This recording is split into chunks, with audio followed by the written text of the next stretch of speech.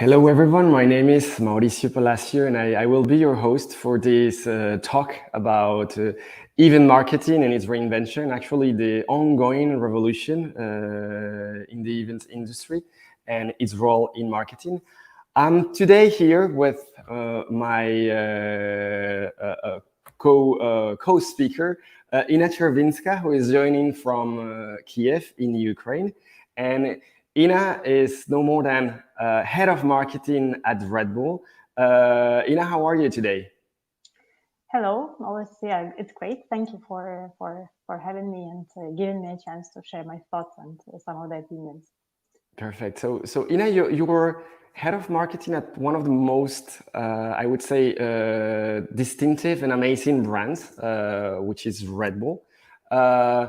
How is it to be there? Because I know you've been in 14 years in the company. So could you tell us a little bit more about what's your role at Red Bull? Sure. Yeah, it's right. I've been there for like 14 years, and that's all the time. It's different and it's fun. It's a lot of fun. This is basically the reason why I am staying that long with Red Bull, and that was a great experience in both events and many other areas. Yeah, I had a chance to work not only in Ukraine. I had a chance to work in Azerbaijan for some point of time. That was a great experience, and it's really a lot of fun to work. I can imagine, yeah. A Red Bull is full of adrenaline and great experiences. So on one side, so our audience also knows it. So I am the CEO and the co-founder of Eventia. Eventia is an event management platform, and today we're supporters of the Melting Lab event. So the virtual stage where the event is taking place today is part of our software, but we also have a big backend, a big backstage where many things happen from event marketing, registration, selling tickets, networking, and many other things. This is a company that has been in the market for the last 7 years. And of course, we've also been through a big transformation in this last troubled period, especially, given to the strong digitalization that we have had to suffer through the pandemic.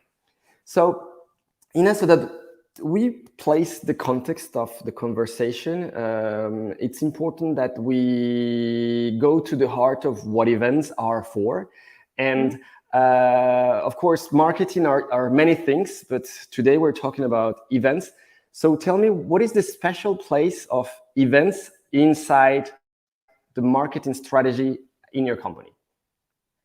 Yeah, I think actually it's not the only kind of it's not the how should I say this is not the place only in inside of Red Bull. I would say generally, when you talk about companies who do the events and about the reasons they do them, I would say there are several of them. The first one is to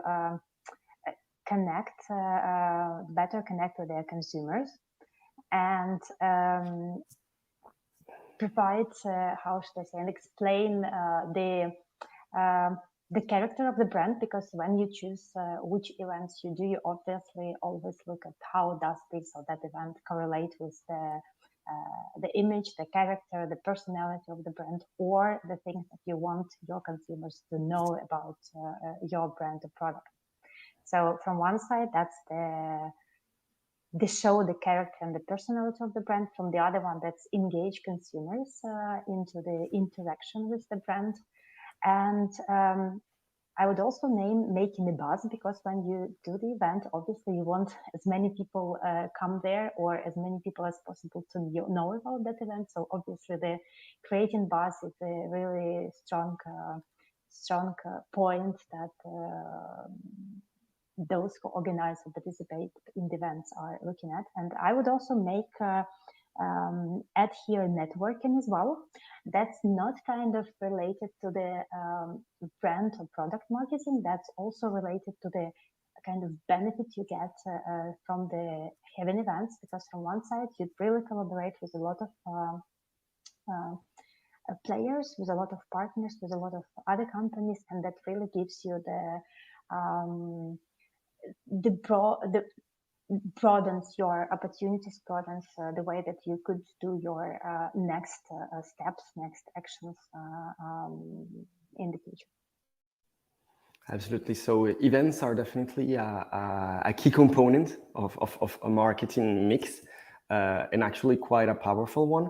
At Aventia, we usually see our clients running events for, in globally, it's a three major reasons. You mentioned to connect with the brands, to connect many times with knowledge, because we have a lot of academic events, but also to connect people amongst themselves. And as you were mentioning, networking is really a very important part of events. Then also we have education, and we also have promotion. So it's, of course, engaging with the products. So could you tell us, and I think many people in the audience are familiar with Red Bull experiences, but before 2020 and all the craziness that happens, could you tell us about the main events that you were running, and what were these brand activations that are so well known from Red Bull? Yeah, sure. We have a lot of events, and we have a lot of events in both sports and culture areas. And those events are both really mass events where you invite a lot of spectators, or they could be events that are smaller in size, but they are key, for example, for a certain communities like sports, culture, etc. And yeah, if we look at the events that we did before that, as I mentioned, a lot of them were offline events, and this is the thing that changed to some extent in the recent couple of years. Yeah, we're going to talk about it, but could you tell us more specifically? I know you have what kind of sports like high jumping or parachuting and. Yeah, actually, we try to work across many sports disciplines. For example, the running communities. We have the event that has been on air for many years already. That's called Wings for Life World Run, where as in many of the events, the idea is very much unique and different compared to how it usually done. For example, in this event, you have participants not running to the finishing line, but actually you have a finishing line which is chasing you, and at some point of time, when it catches you, then you kind of stop competing, and those who are still ahead of the finishing line, they keep going. So this is one of the examples. Also, we have a great event, which is I'm sure many know that's Red Bull TikTok. That's kind of a huge festival with the creativity, with a lot of fun, that takes place the whole day and gathers a huge amount of spectators and also quite a big number of participants. And this is basically the chance for the consumers to show their creativity, to show their fun sides, and to be, so to say, heroes of the day, and be appreciated and rewarded by a huge amount of spectators. Fans. Amazing. So, 2020 arrived with a lot of surprises. The pandemic came, and all the stadiums, all the conference centers, all the clubs, and even weddings and personal celebrations, which are also events, they had to be canceled. So how did Red Bull and the marketing team went through this period, and how did you react it to continue doing what you were mentioning, connecting with people, engaging the consumer, and generating buzz?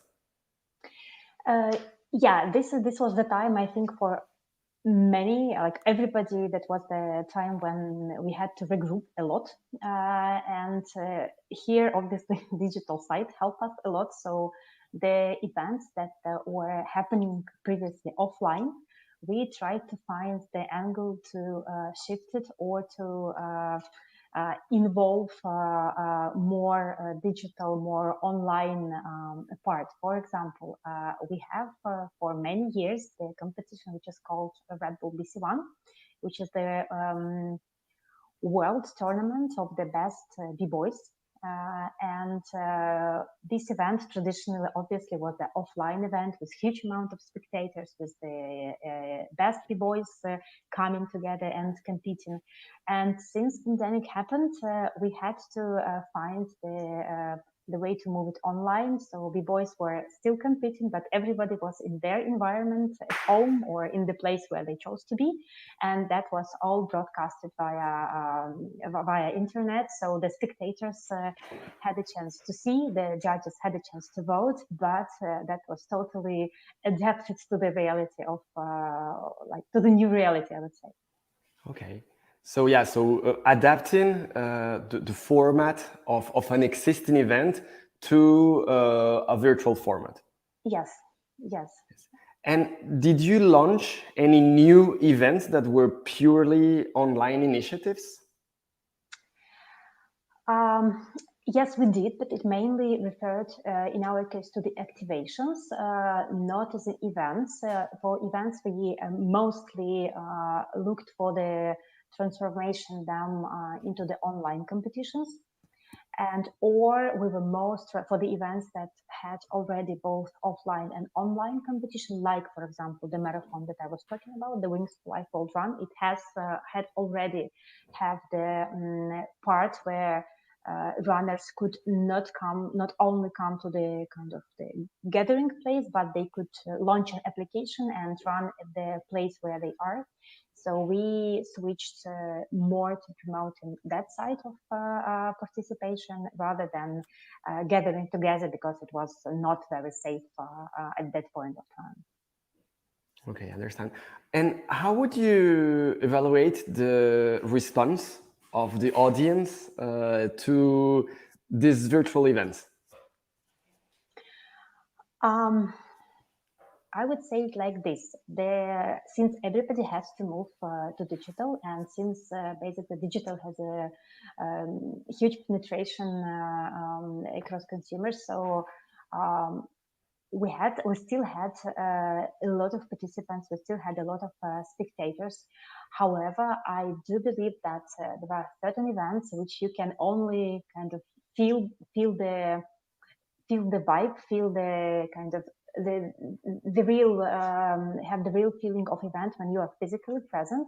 So I do think that despite digital has a huge place in our lives and in events as well, there still will be a need for the offline gatherings, for the offline events, and they are, as long as situation allows, as long as situation will allow, those events will really boom and gather huge amount of audience around. Absolutely. So we're going to go back to that, to the comeback of physical events. But before we discuss that, I also wanted to share how we lived that from the point of view of our technology company, who was creating technology for mainly physical events. In March 2020, actually virtually all of our clients who are event organizers had to cancel their events. And we didn't do virtual events. We were a platform with technology for physical events. But we had to find alternatives to support our clients into connecting, engaging, generating buzz, and existing during that period where people couldn't be together. So we created this virtual stage where we're holding this event today because the only choice that organizers had at the moment was to go digital.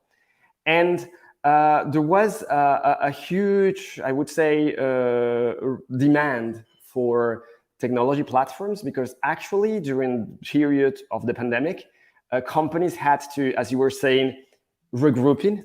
They had to, look for innovation, creativity, and technology. And of course, they all went into digital. But if these companies would have tried to go with virtual events in 2017, in 2018, most probably there wouldn't have been a strong adoption of those events. And really the big leap into the digitalization happened not because of new technologies coming in. It happened because the pandemic imposed a big change in the mindset of the consumer. People were locked down. They couldn't go to, again, to the office, to events, to concerts, to conferences. And they were looking for content, for knowledge, for entertainment, but also for social contact virtually.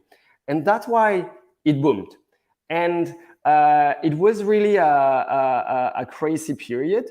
And only because of the pandemic, there was this adoption.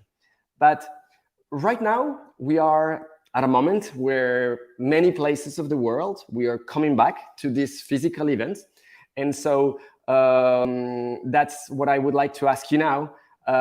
How do you see your activity coming back to physical? Are you already doing physical events or hybrid events?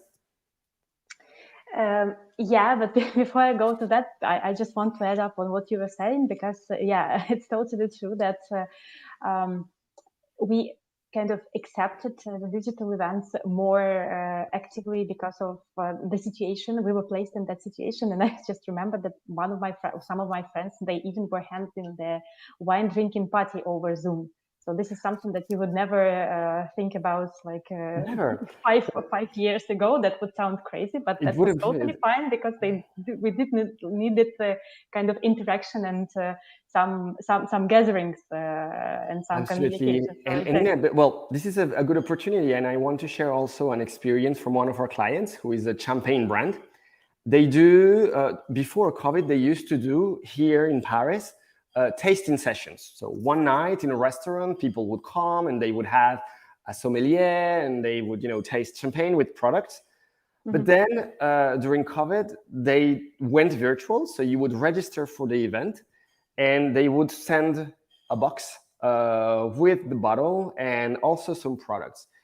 And actually, they learned that they were reaching people who were in Lyon, in Marseille, in Lille, in other cities of France that would never participate to the events that they had in Paris. So changing to this virtual format opened also the doors into engaging communities that were excluded before. Yeah, absolutely. Yeah. Yeah. So actually, I'm sorry to interrupt you again, but this is probably a good opportunity before we jump into going to physical events. What did we learn? What did you learn as Red Bull from this virtual period, let's say full virtual period, that you will think will be important in the future of your marketing going forward? I would say several things. I think that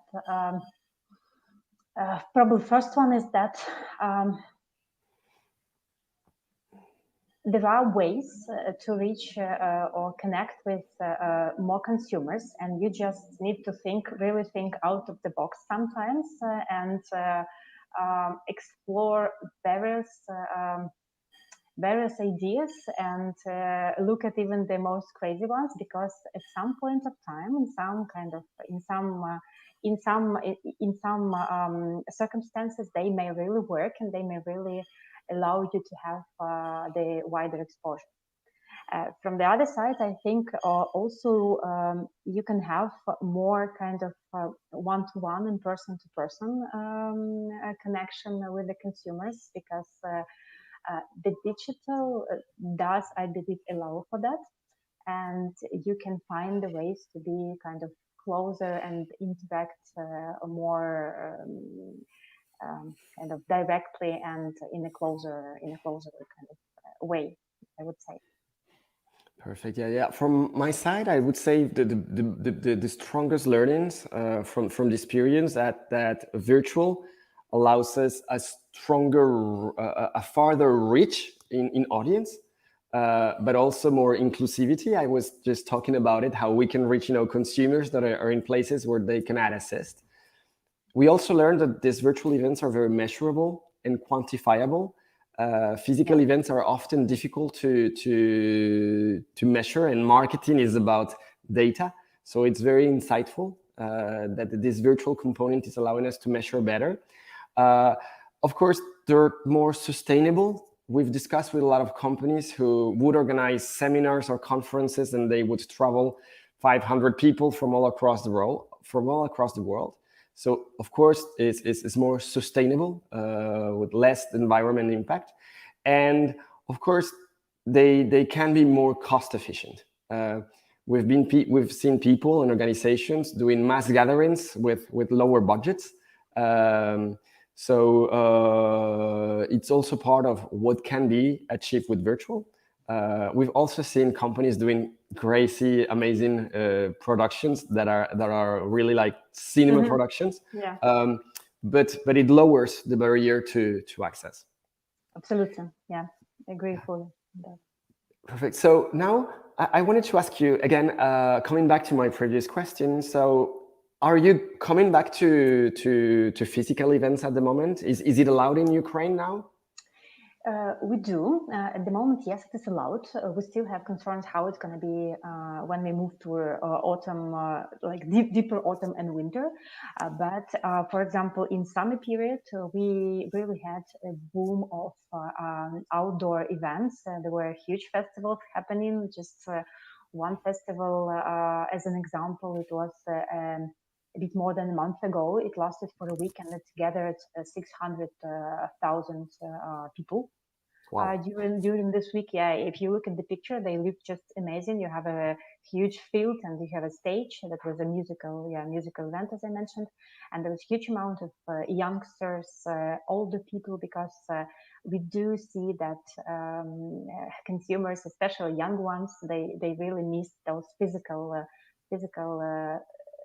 meetings, Yes. contact. Yeah, for example, I have the daughter who is 16. I mean, whenever she sees there is some concert, she just runs there, and it was really difficult for her and her friends, for example, to survive those 1.5 years when they were locked and restricted and limited. So now, as soon as consumers have any opportunity, they are happily to participate as a participants, as a spectators, in different ways.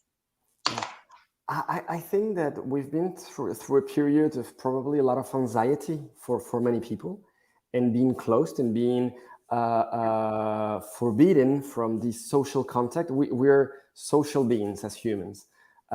So it's been hard, and we are seeing this pressure lowering down.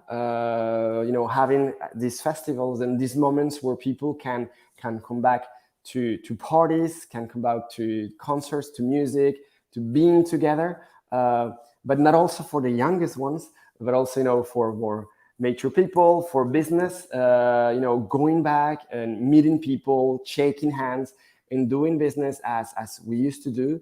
I think that is a human need that right now is it's being again satisfied, and I think that there's a very, very strong appetite in the audiences at the moment to participate to physical events, and that's why I think that there will be a boom when all of this is really back, like a bad souvenir, where everybody is going to want to go out and have social contact. Absolutely. Nevertheless, this period of digitalization has had a sustainable impact in our mindset, in the way we communicate, in the way we collaborate, in the way we engage with brands. So these virtual gatherings and these virtual experiences are definitely not going away, because both the brands and the consumers are expecting about it. We know that for events right now who are going physical, and some people are now far away, and they say, so how can I come? How can I participate? Because how can I be there virtually. So right now it has become also a requirement for events to be able to open to a digital audience. Yep. Mm-hmm. There's a very key word in this industry at the moment, which is hybrid or physical, digital. Mm-hmm. Uh, it's probably what the whole industry is talking about. This is what the industry is going to be. We're going to have at the same time physical and virtual experiences. Is it something that you have explored at Red Bull? We have explored it to a certain extent. Like, for example, something that we didn't have before, but like a couple of years ago. But that's what is the part of the events as they are happening now. That's, for example, the live broadcasts, let's call it. And here you reach, as you mentioned, more audience. You allow kind of broader reach. You can engage people who are living not in the same city, not even in the same country, but who have an interest in certain in a certain event, in a certain thing. So that's obviously something that we are using, and not only we are using. I mean, the events where we partner, we also see that it really works a lot, and this is something that I think will be continued as an example of combining the real life and digital element. And it's great to see Red Bull TV, and I invite the audience today to connect and look for it. Red Bull TV, which is a live events chain. Of course, many are pre-recorded events, but there's tons and tons of material, which is making these events. People can come back and relive these experiences over and over and discover so much content. And that's definitely another side of events, which is a great content development creator. Yeah, and one more example, talking about combining like real life and the digital elements.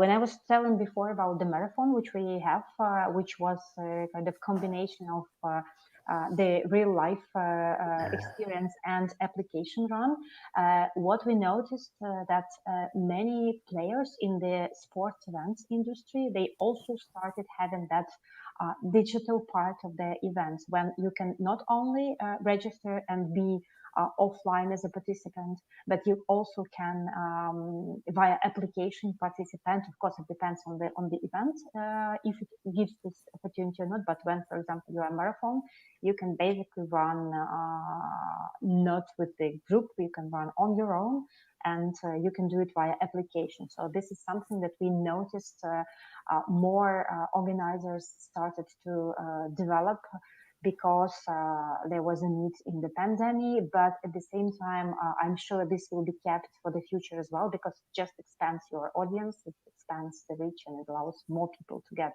engaged into the activity. Perfect. So, to finish our conversation, of course, we're talking about the future. How do you imagine Red Bull events, a couple of years from now? How do you see your activity evolving?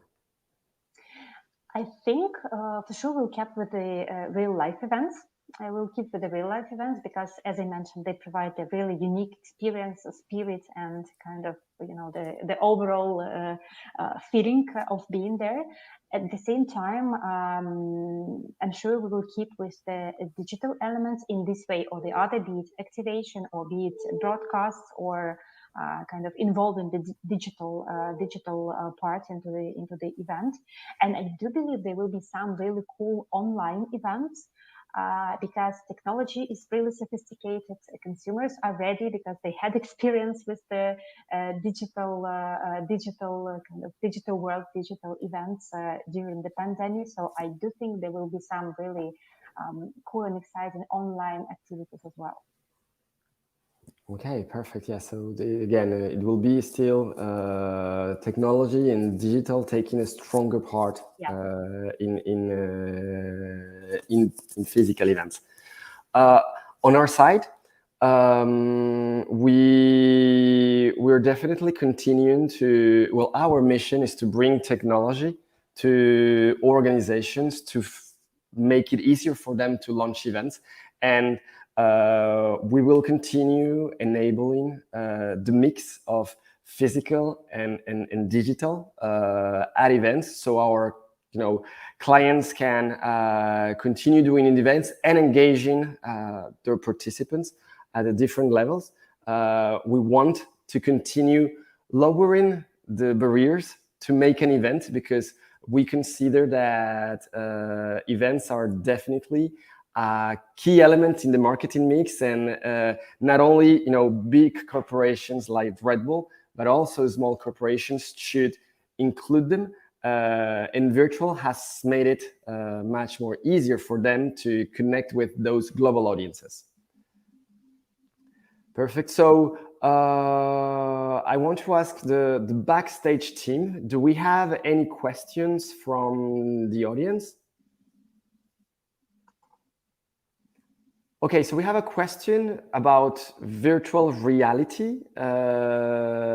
Is it something that you have studied at any point? Actually, we are using it in our activations and events in relation to some of the events. For example, like when you have a Flugtag, we have a special activity when consumers can actually experience how they jump into the water as a team via VR technology. Same relates to the special kind of the videos and opportunities when the consumer can view the kind of doing a trick, for example, as if you are sitting on a motorbike and doing a backflip on the motorbike. So you can via phone, even with a simple device that is made out of cardboard boxes, the kind of VR Yes. glasses where you put the phone, you can experience it. The feelings you can experience what the real athletes or pilots see and feel, like visually, of course. Yes, I think that virtual reality is already a powerful technology, but it's probably still in its infancy.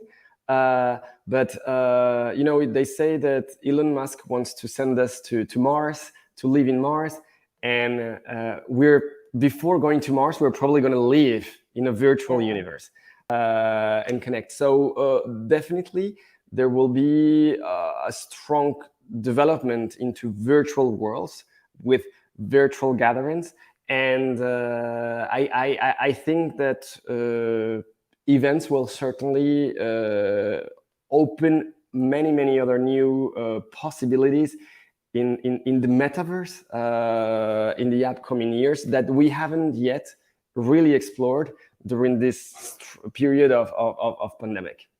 Probably is an area that's still to come and develop strongly. I think that we have another question.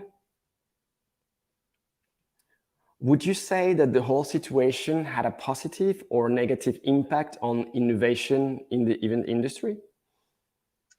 I would say for sure it had a positive impact, because when there is something that makes you think out of the box, when there is something that puts you out of your kind of comfort zone, that means that's a development, and I do think it's something positive. So for sure, that situation allowed to find new angles, new ways, new approaches, new kind of combination, and that's for sure the benefit of it.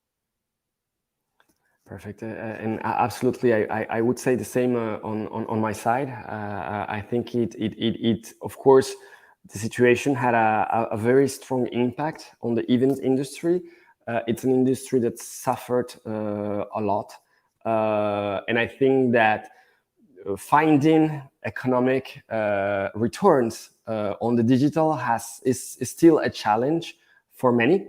But as you were saying, it really pushed everyone out of the comfort zone. And it goes back to what I was saying.